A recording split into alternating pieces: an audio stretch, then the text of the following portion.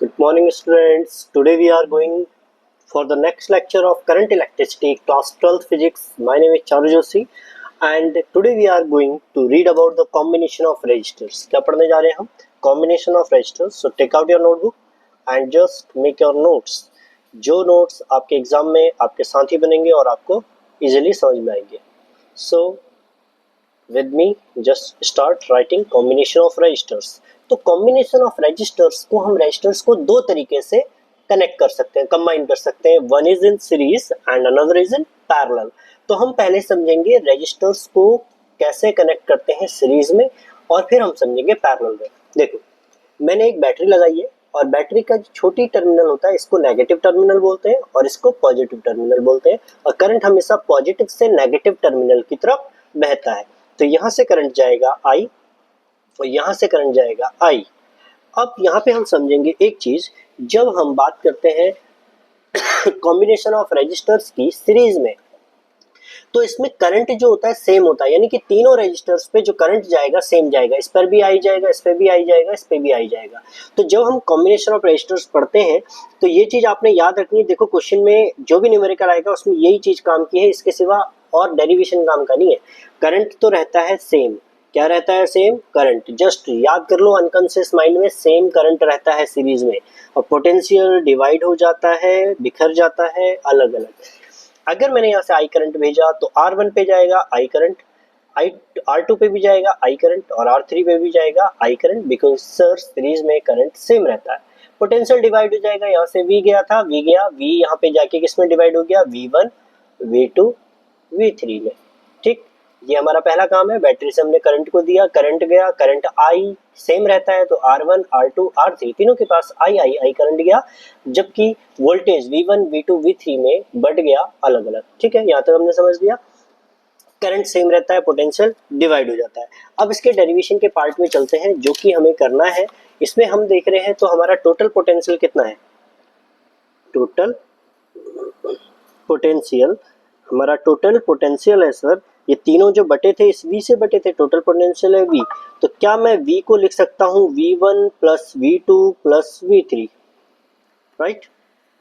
और अगर मैं ओम्स लॉ की तरफ जाता हूँ तो ओम्स लॉ कहता है कि V इज इक्वल टू होता है IR, V is equal to IR.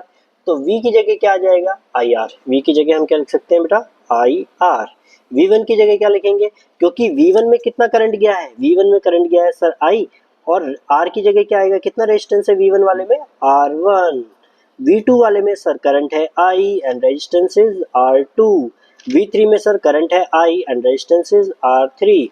क्या हम यहाँ से I तीनों में क्या है? कॉमन आ रहा है, तो बाहर ले लेंगे I को, अंदर बचेगा R1 plus R2 plus R3 और ये हो जाएगा IR के बराबर. I से I कैंसिल. सो सीरीज में रेजिस्टेंस कितना होता है sir? R1 plus R2 plus R3. This is the formula. Simple, easy है, क्लास 10th में भी पढ़ा था. तो ये हमारा फॉर्मूला बन जाता है. अच्छा, अगर आइडेंटिकल है, मतलब मान लीजिए मैंने सीरीज में रेजिस्टेंस लगाया 10 ओम का, 10 ओम का, 10 ओम का, 10 ओम का, 4 लगाए हैं मैंने सीरीज में. तो इसको मैं अलग अलग ऐसे सॉल्व करने की जगह मैं क्या लिख सकता हूँ? सीधे N into R, total resistance in series. N क्या होगा? Number of resistance. कितने लगाए? 1 2 3 4, सीधे 4 इंटू कितने का रेजिस्टेंस लगाया? 10 का लगाया एक, तो 10 से मल्टीप्लाई कर दो 40 ओम. ऐसे ही मैं इसका फॉर्मूला क्या बना रहा हूँ? NR, यानी कि अगर मैंने रेजिस्टेंस लगाया 5 ओम का, 5 ओम का, 5 ओम का, 5 ओम का, 5 ओम का, तो इस फॉर्मूले के अकॉर्डिंग मुझे इन सबको ऐड करना चाहिए. 5 5 10 10 15 15 और 5 20 25. और अगर मैं इस फॉर्मूले से चलता हूँ आइडेंटिकल वाले में से, ये सब तब काम आएगा फॉर्मूला जब आइडेंटिकल है, सेम है. तो कितने हैं? 1 2 3 4 5, तो N की वैल्यू होगी 5 और एक रेजिस्टेंस कितने का है? 5 का. 5 5 जो 25, सीधे आंसर आ जाएगा 25 ओम. Got it? आगे बढ़ते हैं. पैरेलल में अगर कनेक्टेड हो तो देखो, मैंने यहाँ पे बैटरी लगाई है. बैटरी का छोटा टर्मिनल नेगेटिव होता है, बड़ा पॉजिटिव होता है. करंट पॉजिटिव से नेगेटिव की तरफ बहेगा. अगर यहाँ पे बात करें पैरेलल वाले में, P से स्टार्ट है, P सेम होता है, यानी कि P पैरेलल वाले में पोटेंशियल सेम होता है. P पैरेलल में कौन सेम है? पोटेंशियल सेम होता है. करंट डिवाइड हो जाता है. याद रखनी है ये लाइन, यही सबसे इंपॉर्टेंट है. You have to learn this. Okay, आपको याद करना है.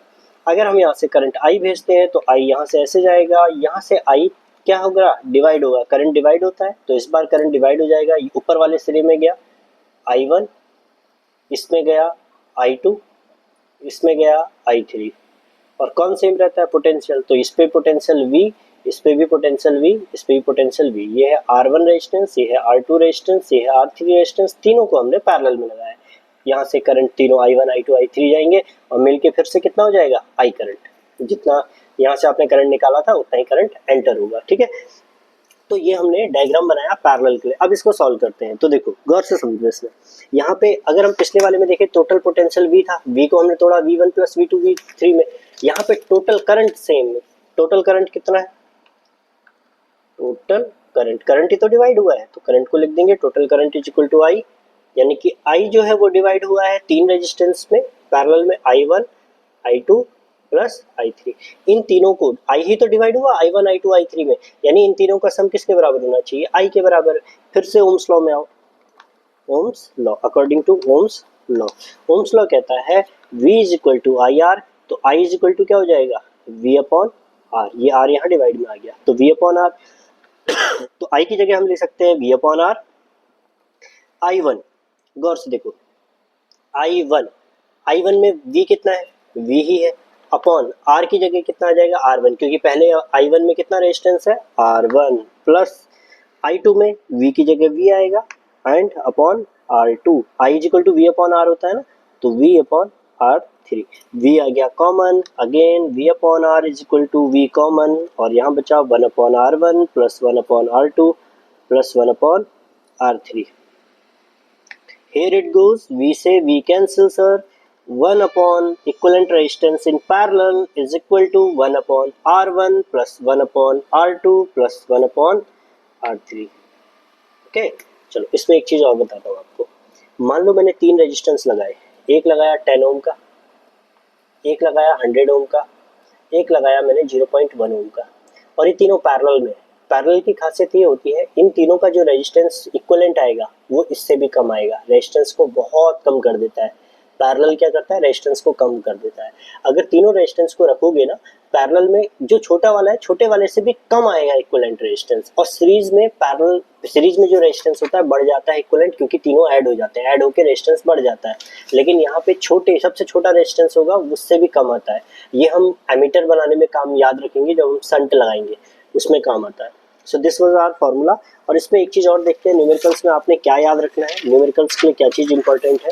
देखो अगर न्यूमेरिकल आपको कहता है दो रजिस्टर्स, अगर न्यूमेरिकल में आपके पास 2 रजिस्टर्स हैं, सिर्फ 2 रजिस्टर्स दिए हैं और 2 रजिस्टर्स आपके पास कोई भी R1 R2 रजिस्टेंस है, R1 और R2, सिर्फ 2 रजिस्टर के लिए है फॉर्मूला।